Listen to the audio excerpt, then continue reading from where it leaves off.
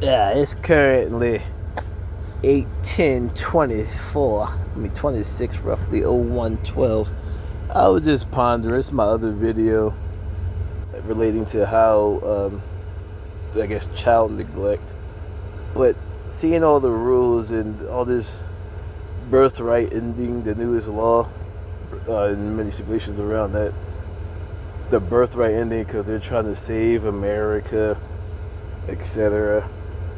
So when you have somebody that's getting government assistance, since they're talking about saving America, saving the dollar, the economy, like I said, only 40% of Americans are out of work. Only 4% are looking for work.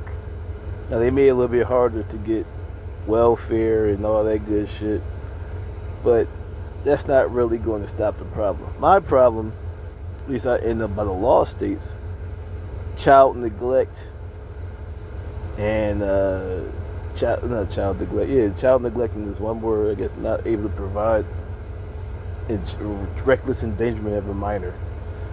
So if you're on EBT and you have, so like I said, the government knows by checking your birth records of your children when you got on EBT.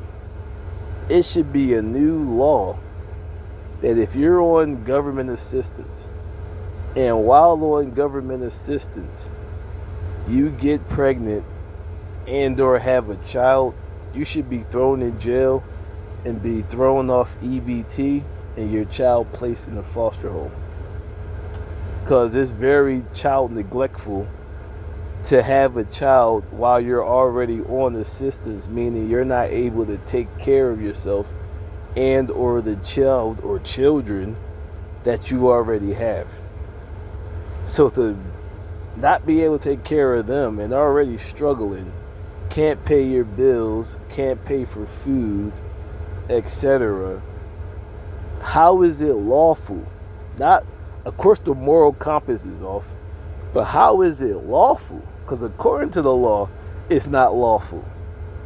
How is it lawful for you to continue to have children, continue to reproduce and have more mouths added to the bill when you already can't afford the ones that you have?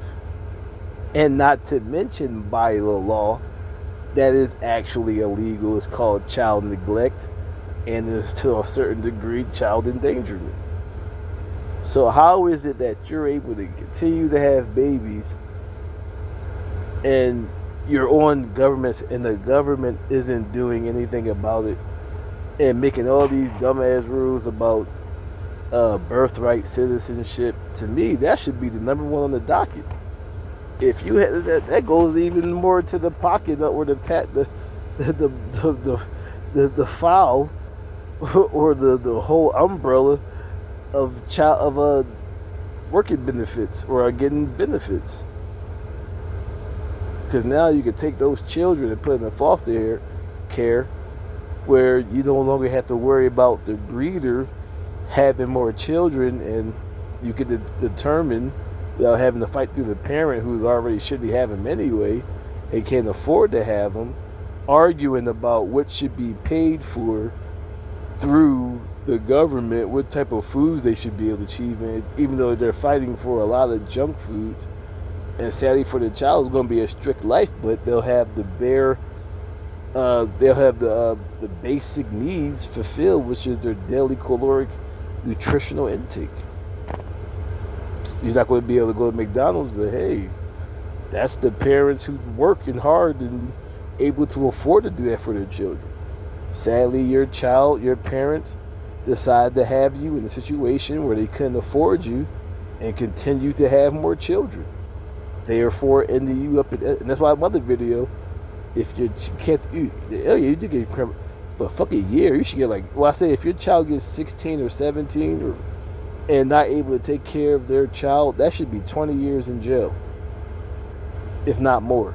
If your child isn't developed and not moving how they should at that age, that should be 20 plus years. Like I said, with dope dealers, the first time should be 40 years because it's the effect that it has on the child.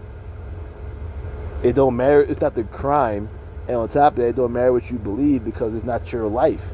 If you forget, see, you destroyed your life. You're talking about a third party life now. No longer the government or the courts or you. It's a child that you created that may never recover, may themselves go into a negative path. That's why these crimes, these are high level crimes that are getting smacked on the wrist while they're pulling people over and putting them on probation for things like simple possession of marijuana, or in my case, probation for saying one on fucking one, hyping up bullshit while they got people out here having children who they can't fucking afford and continue to having more and never seen a day of fucking court. While they making up bullshit to harass the black man especially, these motherfuckers are denying their children basic existence, proper existence. I'm my dick, nigga. They're sitting here having these children, and the majority of them are white. That's why they're not harassing them how they doing the black men over the most bullshit of bullshits. Because most of them are white. When I travel through backwood America, especially out west, the mountains, ain't nothing but white people out there, poor as shit. Down south, poor as shit. So that's the main reason to me why they continue to ignore that shit. But like I said, I keep getting pulled over for some bullshit. Yeah, you can take it as a threat, because I see it as a threat on my life over bullshit to aim at me. I end up hitting the cop in the face with a fucking baseball bat and not stop till that nigga stop breathing.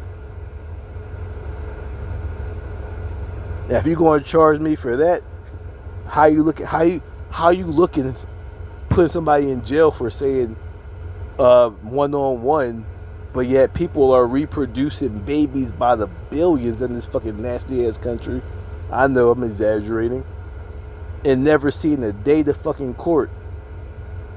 But yet simple possession of marijuana, even like I said, my case is 4 bullshit arrests, 3 with the audio and video proving innocence. And still tried and still had to take a plea because I don't want to risk going to jail for some bullshit. But yet these motherfuckers, while on EBT, continue to have children and never see a day in court because by law it's child neglect, which is a felony. And then on top of that, not 1 or 2, probably having 2 or 3 more while already on. So that's even more raising the level of the crime. So I get pulled over some bullshit again, I may not even stop. But depending on how I feel that day, I might be going to jail because I might have killed somebody. It's not even mad, it's reality. As a black man in America, to continue to be harassed by bullshit, especially when white America is doing crazy shit to citizens too, and to keep being pushed back as far as my development financially over some bullshit. It's a war over here. I'm gonna tell you to your face, you keep putting me for some bullshit, and you better hope I don't get a fucking gun. I ain't going to jail no more. If you ain't do anything, then go. I'm not paying for a lawyer, because even if I'm found not guilty, that's 3, 4, 5, 6, 7, 8, 9, 10 stacks. I ain't getting back. Especially when the audio and video proves I should never be arrested in the... Okay, government and citizens, is that what you're saying? If I win my case, I want you to pay me my money then, right? Who got 3 or 4,000 to throw away for some shit and wish they shouldn't be charged with? And the charges, all my charges are bullshit and minor. I ain't never been charged for any serious fucking crime, and the majority of them is falsified. But yet you have people committing felony level, not to mention, look at the crime comparison. And it's no way possible the government can't figure it out, because you have birth records and you have the date and times when they started going on EBT. So it's not even something you can hide. Children, unless you're having a home birth, but you still have to document the years. So you can line up, oh, that person was on EBT in 95 with 2 children and decided to have 3 to 4 more children the next 5 or 10 years and never got off EBT, which I thought it was assistance, not support. So if you can sit here and get away with that shit, you better have a real reason to pull me over in the future and really in the past. And I would dare say crazy money is owed through racial profiling or just civil lawsuits. And actually, I do have cases owed through the audio and video proving my cases were bullshit. But as a black man in America, especially, like I said, you keep married, go ahead and marry them, nigga. Conscious community, just cross them off. Because this nigga will fight for that bitch or that nigga. Well, like I said, Dr. Mumia Abu-Jamal has to go to the United Nations while all these people are pulling off the Civil Rights Bill, which should have been thrown out decades ago, at the very minimum, at least heard by the PA Supreme Court and not the U.S. government Supreme Court. Federal. Has to go to the United Nations. So, this is why I stated, if you can sit here and do that and never go to jail, you better leave me the fuck alone. Return, that's how they can do, bitch.